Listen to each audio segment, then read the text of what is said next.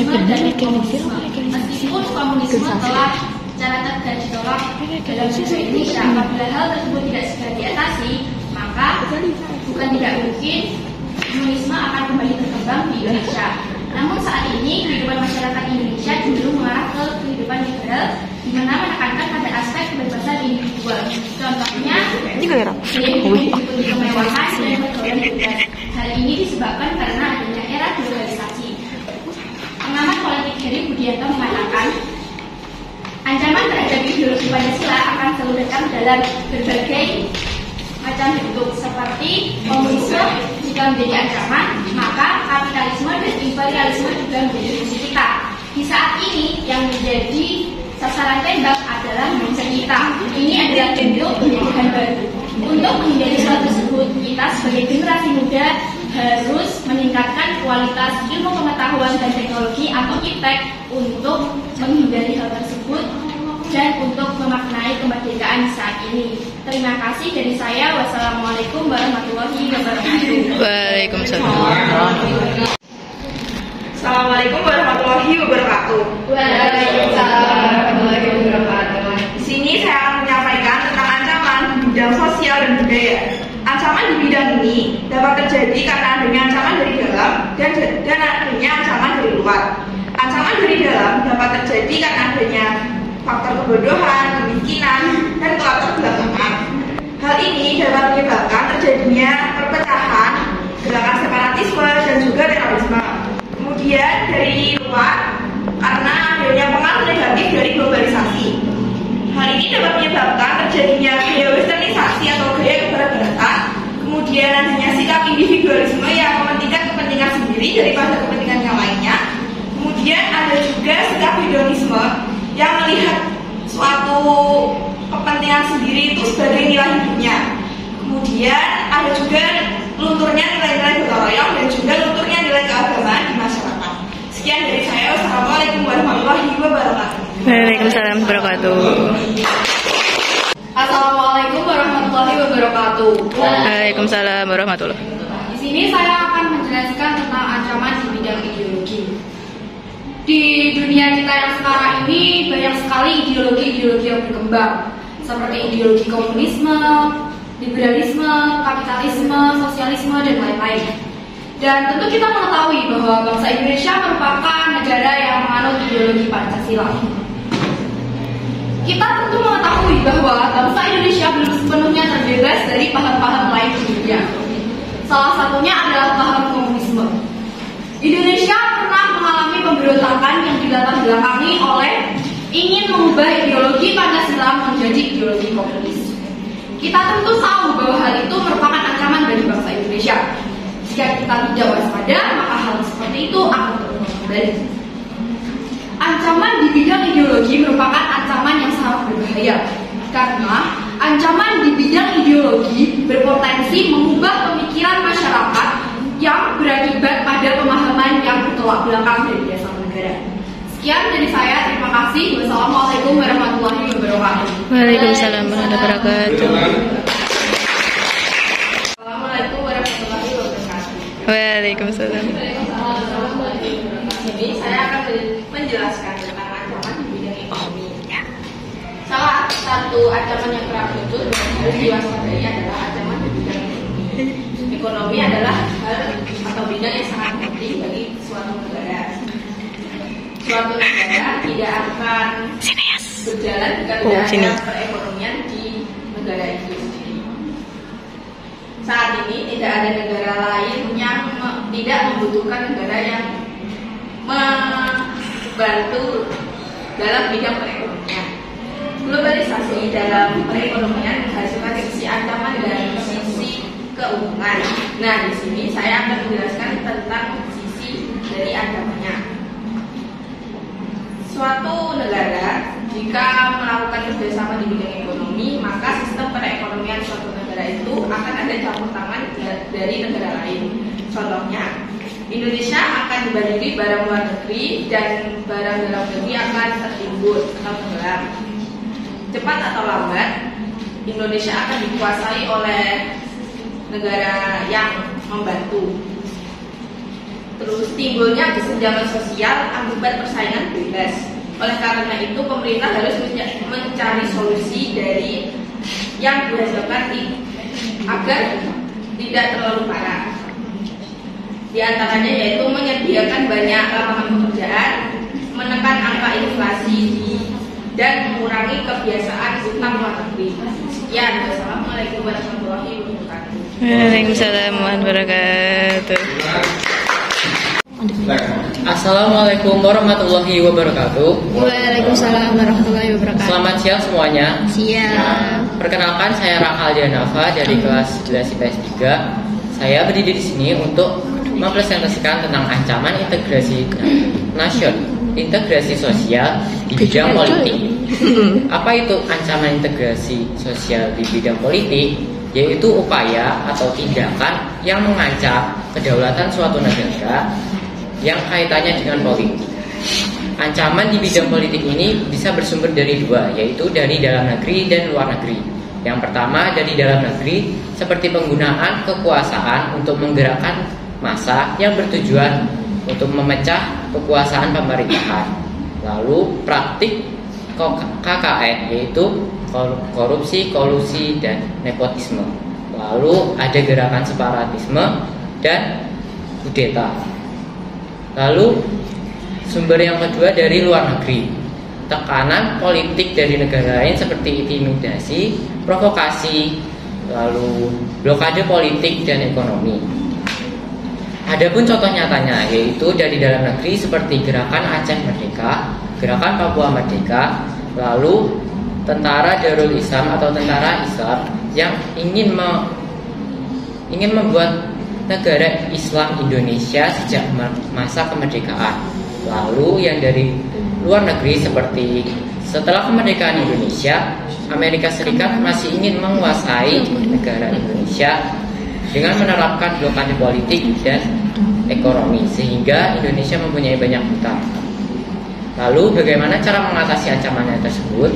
Yang pertama ada pendekatan dari dalam negeri, seperti menyelenggarakan pemerintahan yang sah, efektif, bersih, dan transparan. Yang kedua, menguatkan politik nasional. Lalu yang kedua dengan pendekatan luar negeri, yaitu dengan menjalin kerjasama antar negara lain, tidak mencampuri urusan negara lain, dan menerapkan kebijakan politik luar negeri yang baik. Sekian dari saya. Wassalamualaikum warahmatullahi wabarakatuh. Waalaikumsalam warahmatullahi wabarakatuh. Assalamualaikum warahmatullahi wabarakatuh. Waalaikumsalam warahmatullahi wabarakatuh. Perkenalkan, saya Ayu Alfia Putri dari 1151 absen 4. Di sini saya akan menjelaskan tentang ancaman di bidang sosial budaya. Ancaman di bidang sosial dan budaya adalah ancaman non-militer yang dinilai dapat membahayakan kedaulatan negara, keutuhan negara, dan keselamatan segenap bangsa di bidang sosial dan budaya. Ancaman di bidang sosial dan budaya dapat berasal dari dalam maupun dari luar. Ancaman dari dalam didorong oleh isu-isu kemiskinan, kebodohan, keterbelakangan, dan ketidakadilan. Isu-isu tersebut bisa memunculkan beragam permasalahan di tengah-tengah masyarakat seperti gerakan separatisme, kekerasan, bencana akibat tindakan manusia, hingga terorisme. Kemudian ancaman di bidang sosial budaya dari luar. Ancaman datang di luar kebanyakan datang bersamaan dengan maraknya perkembangan dunia akibat globalisasi. Beberapa dampak negatif yang muncul dan menjadi ancaman untuk integrasi nasional diantaranya: 1. Mulai munculnya gaya hidup konsumtif dan hedonisme. 2. Sikap individualisme, yaitu sikap mementingkan diri sendiri. 3. Semakin maraknya westernisasi. Jika kita tidak memiliki pendirian dan nilai-nilai yang bisa digunakan untuk menyaring budaya-budaya yang berkembang di tengah masyarakat, ditakutkan generasi akan lupa dan tidak mengenal budayanya sendiri. Misalnya, hilangnya semangat gotong royong, solidarisme, sikap peduli, dan sikap kesetiakawanan, dan semakin lunturnya nilai-nilai keagamaan di dalam kehidupan bermasyarakat. Salah satu cara untuk menjaga integrasi nasional yaitu dengan memperkuat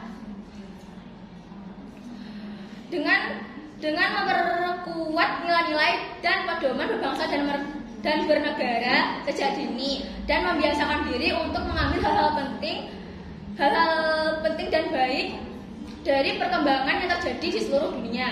Sekian penjelasan dari saya. Bila ada kurang kata dan kesalahan saya mohon maaf. Wassalamualaikum warahmatullahi wabarakatuh. Assalamualaikum warahmatullahi wabarakatuh. Waalaikumsalam warahmatullahi wabarakatuh. Saya Amanda Nur Aziza dari kelas 12 IPA 2. Kali ini saya akan menyampaikan tentang ancaman di bidang pertahanan dan keamanan. Ancaman di bidang ini biasanya berupa ancaman militer. Ancaman militer adalah ancaman yang menggunakan kekuatan bersenjata dan terorganisasi. Ancaman militer dapat berasal dari dalam maupun dari luar. Dari dalam contohnya adalah pemberontakan bersenjata dan perang saudara. Dari luar contohnya ada agresi, pelanggaran wilayah, sabotase, spionase, dan juga teror bersenjata. Ancaman di bidang ini mampu membahayakan kedaulatan negara, kesatuan wilayah, dan juga keselamatan segenap bangsa. Hal ini juga mampu menyebabkan masyarakat menjadi merasa tidak aman dalam menjalankan kehidupan sehari-hari. Oleh sebab itu, usaha di bidang pertahanan dan keamanan merupakan tanggung jawab seluruh warga negara Indonesia. Saling menghormati dan menghargai persatuan merupakan salah satu langkah untuk mengatasi ancaman di bidang pertahanan dan keamanan. Sekian dari saya, terima kasih. Wassalamualaikum warahmatullahi wabarakatuh. Assalamualaikum warahmatullahi wabarakatuh. Waalaikumsalam warahmatullahi wabarakatuh. Perkenalkan, saya Debbie Nabila dari kelas 11 IPA 3 absen 6. Berdirinya saya di sini akan menyampaikan secara singkat apa itu ancaman di bidang ideologi.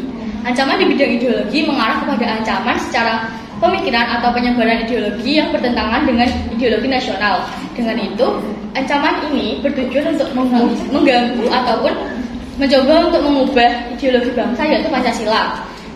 Ancaman di bidang ideologi dapat berbentuk ancaman militer maupun ancaman non-militer. Salah satu contohnya yaitu spionase, sabotase, agresi atau invasi, dan juga pemberontakan bersenjata. Nah, di era sekarang ini yang menjadi sasaran tembak adalah mindset kita. Sebuah era jajanan baru di mana ancaman tersebut dapat membahayakan pemikiran masyarakat dan berujung kepada sebuah pemahaman yang bertolak belakang dengan dasar negara. Pancasila ini sangat rawan akan adanya ancaman. Penyebaran ideologi yang selain Pancasila ini merupakan salah satu faktor terjadinya ancaman di bidang ideologi ini.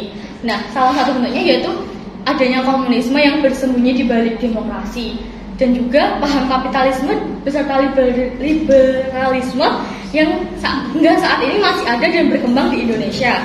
Jika dibiarkan, ancaman tersebut dapat menghambat terwujudnya integrasi nasional. Paham komunisme yang bersifat memaksakan kehendak dan juga liberalisme yang menonjolkan kebebasan individu dapat memecah belahkan kesatuan Indonesia. Maka dari itu, untuk mengatasi atau menghambat terjadinya ancaman ini, kita dapat melakukan penyebaran wawasan kebangsaan Pancasila dan juga memperkuat mental Indonesia dengan berideologikan Pancasila. Sekian, terima kasih. Wassalamualaikum warahmatullahi wabarakatuh. Assalamualaikum warahmatullahi wabarakatuh. Waalaikumsalam warahmatullahi wabarakatuh. Di sini saya akan menjelaskan ancaman di bidang ideologi.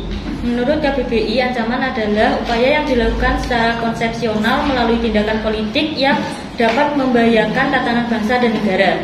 Lalu bagaimana jika ancaman tersebut mengganggu keselamatan dan keutuhan wilayah NKRI? Pastinya kepentingan nasional di berbagai aspek kehidupan dalam bidang ekonomi, sosial budaya, politik maupun ideologi akan terganggu. Sebelum saya menjelaskan faktor apa saja yang dapat menyebabkan ancaman di bidang ideologi, saya akan menjelaskan apa itu ideologi. Ideologi adalah gagasan yang disusun secara sistematis dan diyakini kebenarannya untuk diwujudkan dalam kehidupan. Lalu apa saja faktor yang dapat menyebabkan ancaman di bidang ideologi? Yang pertama ada maraknya penyebaran ideologi selain Pancasila, kedua kondisi politik yang kurang stabil, ketiga keadaan perkembangan ekonomi yang lamban, dan keempat menurunnya toleransi dalam kelompok masyarakat.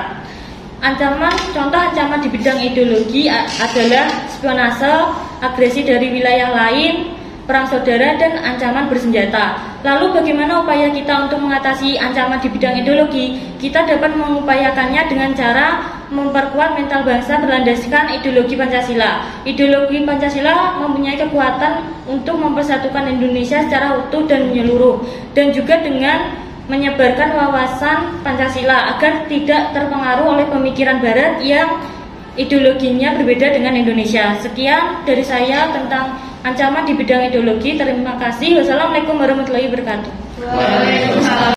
Assalamualaikum warahmatullahi wabarakatuh. Waalaikumsalam warahmatullahi wabarakatuh. Pada kesempatan kali ini, saya Farida Korinisa akan menyampaikan materi terkait mewaspadai ancaman terhadap kedudukan bangsa Indonesia, yaitu dengan judul Ancaman di Bidang Sosial Budaya Sangatlah Berbahaya Bagi Kelangsungan Identitas Bangsa Indonesia. Seperti yang kita tahu, bangsa Indonesia merupakan negeri yang terkenal akan keanekaragamannya. Namun, berapa banyak budaya yang dapat kita sebutkan dari beragam budaya yang kita miliki? Mungkin jawabannya bisa dihitung hanya dengan hitungan jari. Selain itu, sejak masuknya arus globalisasi dan didorong oleh kemajuan teknologi yang canggih, masyarakat Indonesia jadi bersikap individualisme. Ironis memang, tapi memang itulah kenyataan yang ada. Nah, hal demikian dapat menjadi cikal bakal ancaman terhadap bangsa Indonesia, yakni di bidang sosial budaya. Ancaman di bidang sosial budaya dapat dibedakan menjadi ancaman dari dalam dan ancaman dari luar. Ancaman dari dalam didorong oleh isu-isu kemiskinan, kebodohan, keterbelakangan, dan ketidakadilan. Isu-isu tersebut menjadi titik pangkal munculnya berbagai permasalahan seperti separatisme, terorisme, kekerasan, dan bencana akibat perbuatan manusia, yang tentunya juga akan mengancam persatuan dan kesatuan bangsa, nasionalisme, dan patriotisme. Sementara ancaman dari luar ditimbulkan akibat pengaruh negatif dari globalisasi, seperti maraknya gaya hidup konsumtif, individualisme, maraknya sikap hedonisme, mabuk-mabukan, pergaulan bebas, dan lain sebagainya. Mungkin ancaman dari luar yang marak kita jumpai di sekitar yaitu munculnya gejala westernisasi. Gejala ini timbul yaitu sebagai gejala yang selalu berorientasikan terhadap kehidupan orang Barat. Padahal itu tidak sesuai dengan norma-norma yang kita miliki, seperti memakai rok mini, kemudian laki-laki memakai anting-anting, dan lain sebagainya. Kemudian pengklaiman terhadap budaya yang dilakukan oleh negara lain terhadap negara kita yang sudah sering terjadi juga merupakan ancaman yang menjadi topik dalam pembahasan kita kali ini. Tentunya kita akan geram jika negara tetangga dengan seenaknya mengklaim budaya kita seperti reok Ponorogo, tari pendet, kemudian batik, laku sayangi, bahkan tempe, dan lain sebagainya. Tentunya ini menjadi tamparan keras bagi kita semua. Ancaman-ancaman tersebut dapat membahayakan kelangsungan bangsa Indonesia. Untuk itu kita harus sadar bahwa betapa rawannya ancaman di bidang sosial budaya ini. Untuk itu kita harus merenungkan dalam hati kita masing-masing. Kita harus sangat selektif dalam menyeleksi budaya asing. Selalu lestarikan sikap ramah tamah, gotong royong, saling membantu, dan bangga akan budaya kita. Jika memang wayang kulit merupakan budaya yang kita miliki, mengapa harus malu untuk menontonnya? Jika memang batik merupakan bagian dari budaya kita, mengapa harus malu untuk memakainya? Sudah seharusnya kita bangga akan budaya kita, karena bangsa lain pun iri terhadap apa yang kita punya. Kita harus bangga menjadi orang Indonesia, bangga akan budayanya yang beragam dan kehidupan sosialnya yang membuat kita nyaman untuk tinggal di negeri kita tercinta ini. Sekarang, nasib Indonesia ada di tangan kita para pemuda. Untuk itu, kita harus berbuat yang terbaik untuk bangsa kita, agar kelangsungan identitas dan jati dirinya tetap terjaga. Sekian dari saya, apabila ada salah kata, mohon dimaafkan. Terima kasih atas perhatiannya. Wassalamualaikum warahmatullahi wabarakatuh. Waalaikumsalam.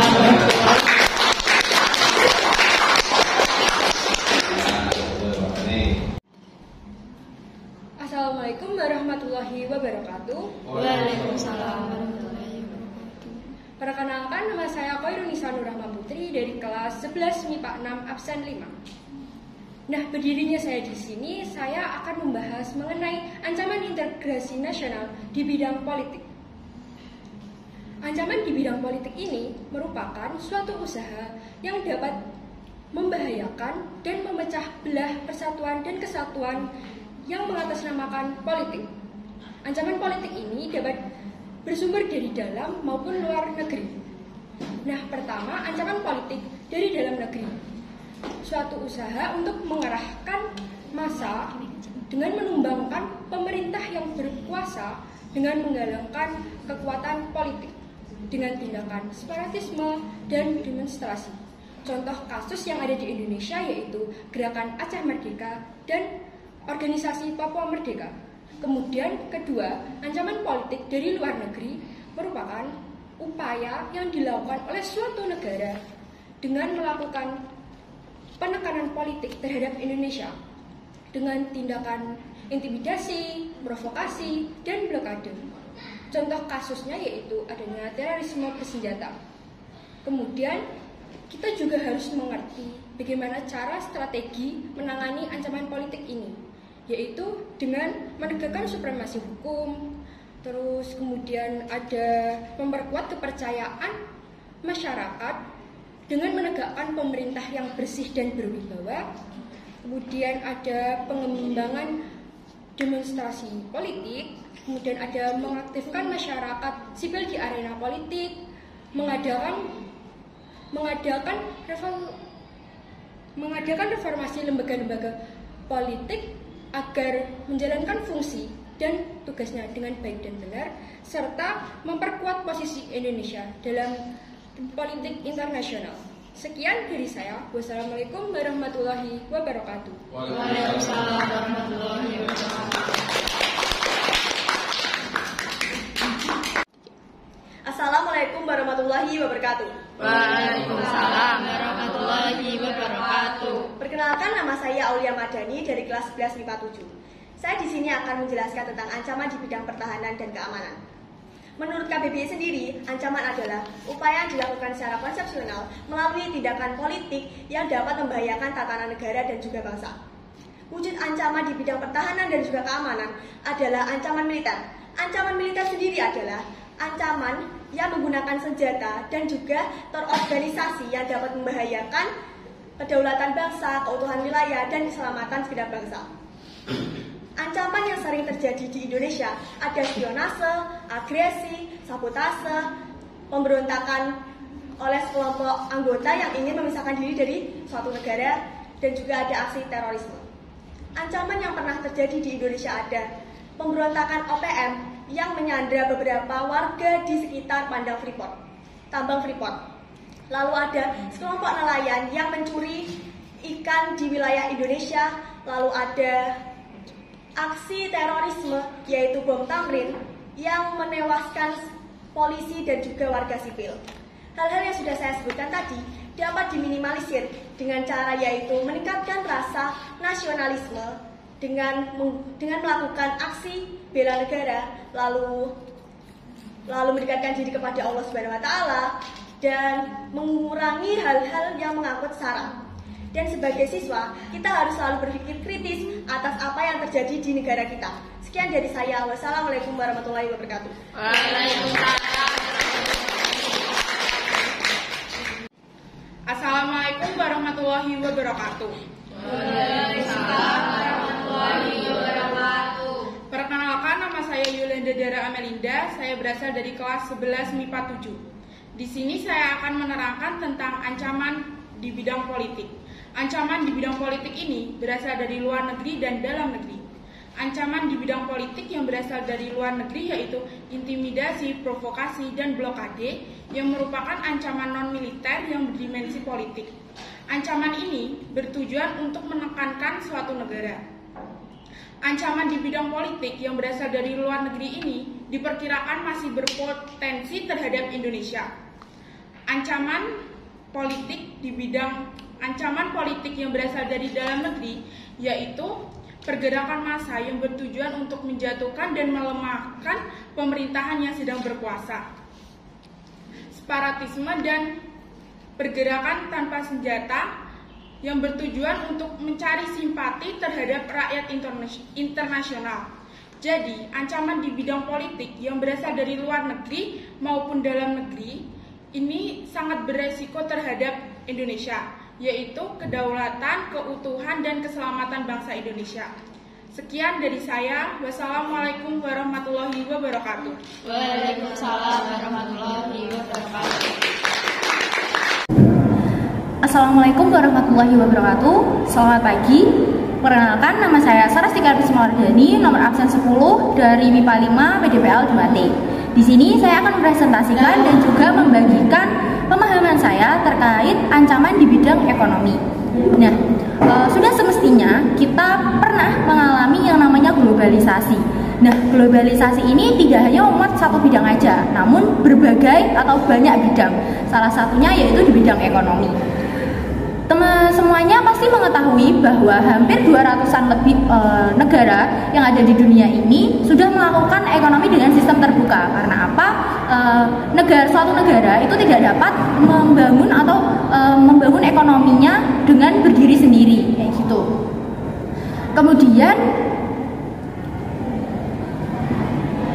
Kemudian dengan adanya globalisasi ini pasti akan menimbulkan sistem ekonomi yang terbuka. Nah, sistem ekonomi yang terbuka ini bisa menyebabkan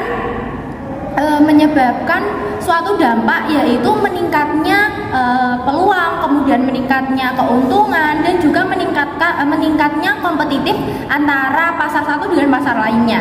Nah, hal ini juga dapat menjadi suatu ancaman apabila tidak dapat digunakan dengan benar. Nah, ada beberapa ancaman di suatu negara apabila ada beberapa ancaman. Nah, salah satunya yang pertama yaitu pendapatan UMKM ekonomi itu dapat menurun.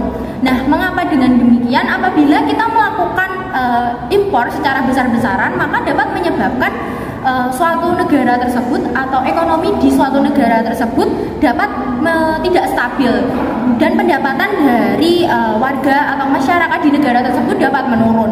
Kemudian selain itu dampaknya juga dapat meningkatkan kemiskinan. Selain kemiskinan dapat juga meningkatkan pengangguran serta inflasi. Yang kedua yaitu banyak masyarakat yang miskin karena lapangan pekerjaan itu tidak ada atau lapangan pekerjaan tersebut kurang, dan dapat juga menyebabkan pendapatan dari suatu negara tersebut menurun. Kemudian selain dari tersebut, sebabnya itu bisa dari infrastruktur di suatu negara tersebut yang tidak atau belum merata. Kemudian yang ketiga yaitu semakin banyak negara utang atau negara meminjam uang kepada luar negeri atau bank internasional, maka dapat juga menyebabkan ekonomi di suatu negara tersebut tidak stabil, dan itu bisa menjadi ancaman ekonomi. Nah, maka dengan demikian di suatu negara tersebut sudah seharusnya meminimalisir untuk mengutang atau meminjam uang di luar negeri ataupun di bank internasional.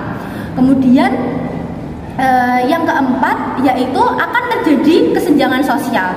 Nah, kesenjangan sosial ini dapat terjadi bisa di dalam negeri ataupun di luar negeri. Maksudnya pasar dalam negeri atau pasar luar negeri.